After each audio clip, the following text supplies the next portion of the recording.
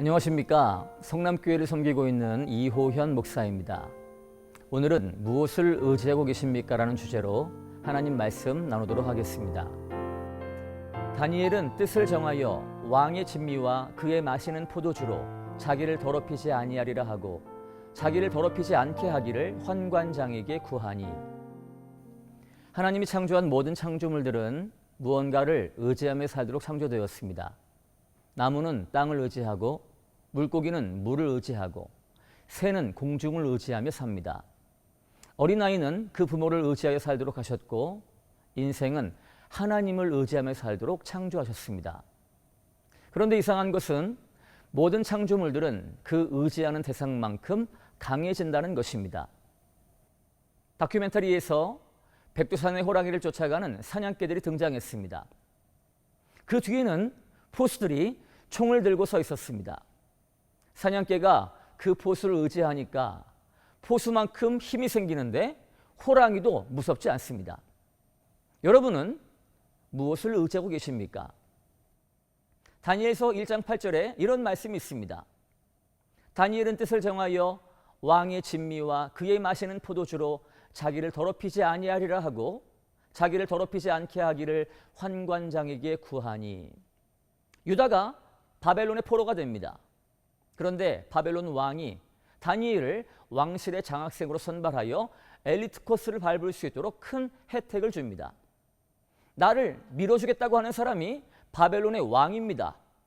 그가 내 미래를 보장해 주겠다고 합니다. 그러면 그 사람을 기대고만 있으면 내 미래는 보장되는 것입니다. 그런데 그런 상황에서 다니엘이 뜻을 정했다라고 말씀합니다. 주석가 볼드윈은 고대 근동 국가에서 왕의 진미를 먹는 것은 단지 식사를 하는 차원이 아니라 나는 이제 바벨론 왕만을 의지하며 살겠습니다라고 하는 선언이고 언약 관계를 의미한다고 말했습니다. 그러니까 다니엘이 왕의 진미를 거절한 것은 나는 하나님 한 분만을 의지하겠다고 하는 결정이었습니다. 다니엘은 유다가 망한 것은 강대국 바벨론을 의지하지 않았기 때문이 아니라 영원히 무너지지 않는 하나님을 의지하지 않았기 때문이라는 것을 잘 알고 있었습니다. 여러분, 인생은 어느 순간 반드시 무너집니다. 나라도 변합니다. 그러나 이 땅에 영원히 무너지지 않는 한 분이 계시는데 그분이 바로 우리 하나님이십니다. 다니엘은 언젠가 무너지는 인생을 의지하지 않고 또 언젠가 무너지는 나라를 의지한 것이 아니라 영원히 무너지지 않는 하나님만을 의지하며 살겠다고 선언한 것입니다.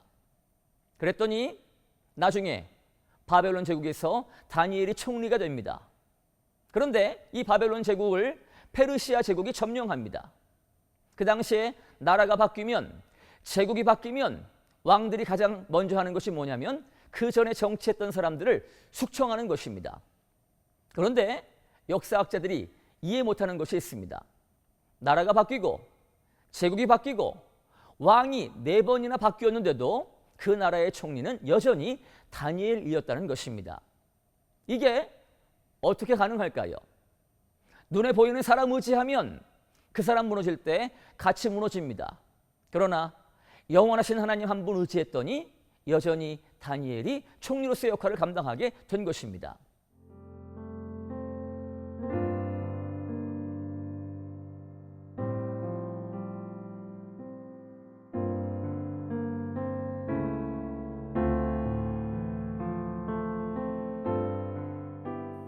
여러분은 무엇을 의지하고 계십니까? 어느 순간 무너질 수밖에 없는 다른 것을 의지하는 것이 아니라 영원히 무너지지 않는 하나님만 의지하다가 주님이 주시는 힘으로 영원히 승리하시는 복된 하나님의 사람 되시기를 주님의 이름으로 축복합니다.